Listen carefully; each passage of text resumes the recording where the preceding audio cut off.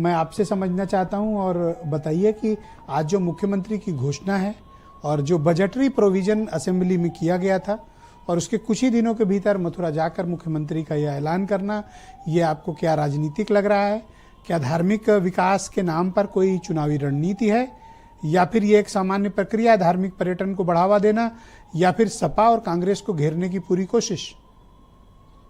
बिल्कुल, देखिए, जब से कुंभ समाप्त हुआ है तो उस टेम्परामेंट और माहौल को बनाए रखने के लिए अब धार्मिक एजेंडा भाजपा के लिए जरूरी हो गया है।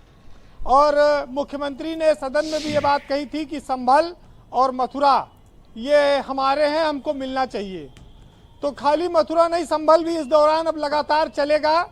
और चूंकि सनातन परंपरा में जो बरसाने की होली का महत्व रहा है, उस पर आज एक अच्छा मौका था, इसलिए मुख्यमंत्री वहां गए थे। और भाजपा जिस धार्मिक एजेंडे पर ब्रजेश जी आगे बढ़ती है, उसमें राम मंदिर का काम उसने पूरा कर लिया है। अब उसके सामने काशी और मथुरा का इशू है। लेकिन ये बात साफ है कि भाजपा धर्म के साथ साथ उत्तर प्रदेश में सत्ता पे कैसे बना रहा जाए, इसका रास्ता खोजती रहती है। और आज सियासत इस पर आधारित है कि वो धर्म को, सनातन को आगे रखकर बढ़ेगी। और यही वजह है कि उसकी आलोचना थोड़ा कठिन हो जाती है विपक्ष के लिए। देखिए, सियासत में बहुत पहले बीच बीच में परिवर्तन आते रहे हैं, लेकिन भाजपा इस बात को जान चुकी है कि जिस तरह से 66 करोड़ लोग आए कुंभ में, ये इतना बड़ा जनसैलाब है, अगर ये वोट में बदल जाएगा तो उसको कोई हरा नहीं पाएगा। तो इस माहौल को कैसे बनाए रखा जाए, उसके लिए यही काशी, मथुरा और संभल, यही उनका सहारा है, उनका काम आएंगे। ब्रजेश जी, ब्रज के लिए मुख्यमंत्री ने कई सारी योजनाएं दी हैं बजट में। साफ है कि उससे बरसाना और ब्रिजभूमि विकास, मथुरा, ये सब इलाकों में आज उन्होंने एक बात और कही कि मथुरा से गुजरने वाली यमुना नदी भी अब साफ कराई जाएगी।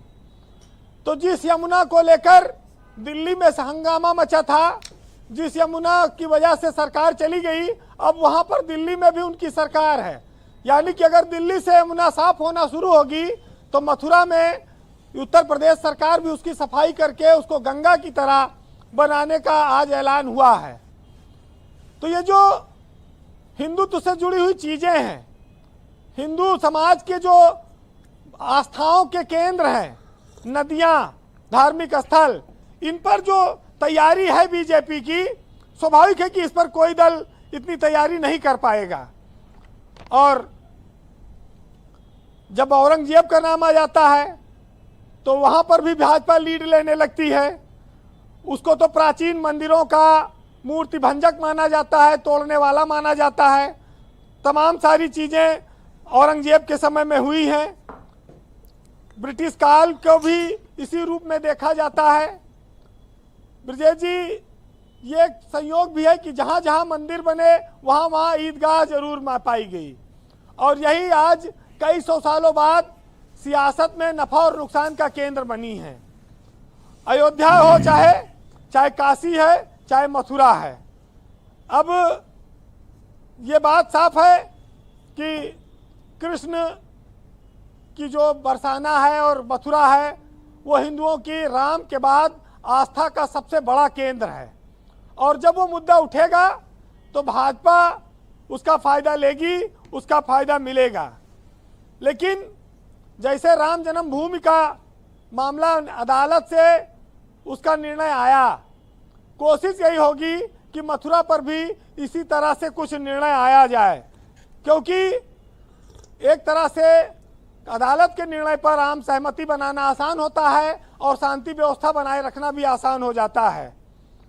वैसे विपक्षी पार्टियों के पास इस बात पर चर्चा करने के लिए ज़्यादा कुछ नहीं है। और ये तो ऐलान हुआ ही है कि कृष्ण लला हम आएंगे, मंदिर वहीं बनाएंगे। पहले कहते थे कि राम लला हम आएंगे, तो तारीख नहीं पूछते थे लोग, वो तारीख तो निकल गई, हो गया वहाँ पर काम। अब मथुरा वाला तारीख नहीं शुरू पूछ सकते हैं लोग, लेकिन ये भी जरूर है। आपको लगता है कि मथुरा को लेकर सरकार अब बहुत गंभीर हो गई है? देखिए, सरकार गंभीर है लेकिन समाज गंभीर नहीं है। मुस्लिम समाज एक बहुत बड़ा वर्ग ये मानता है कि अयोध्या, मथुरा और काशी पर अब उसको ज्यादा जोर नहीं देना चाहिए। संभल? वो मान चुका है कि ये उनके हाथ में नहीं आएगा, संभल इसको छोड़ देना चाहिए। तो ये बहुत साफ है कि ये लोग इसको मुद्दा तो बनाएंगे लेकिन मुसलमान इस पर बहुत ज्यादा अड़ेगा नहीं। तो लेकिन अगर कोर्ट के माध्यम से फैसला आ जाएगा तो थोड़ा चीजें और आसान हो जाएंगी। औरंगजेब हो, बाबर हो, मुगल हो, जिसने इस देश को लूटा है, उनके रिएक्शन में आज कई सौ सालों बाद अगर एक बहुसंख्यक समुदाय किसी भाजपा या किसी और पार्टी के साथ खड़ा है तो ये बहुत साधारण सी प्रक्रिया है। इतिहास पढ़कर, इतिहास को जानकर, बताकर लोगों को एक तरह से, जब भगवाधारी सरकार है तो वो अपना एजेंडा तो रखेगी ही, और स्वाभाविक है कि जब बहुसंख्यक समाज में बात आती है तो उसके मन में क्रोध आता है, गुस्सा आता है और उसका फायदा राजनीति में लोग लेते हैं।